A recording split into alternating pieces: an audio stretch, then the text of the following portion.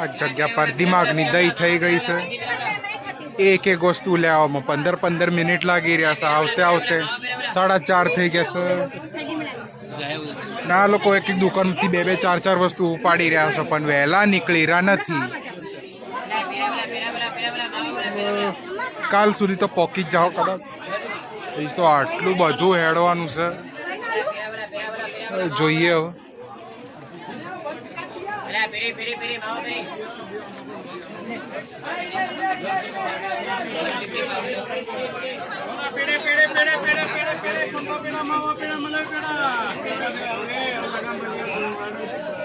જી આવડું બધું હેડવાનું,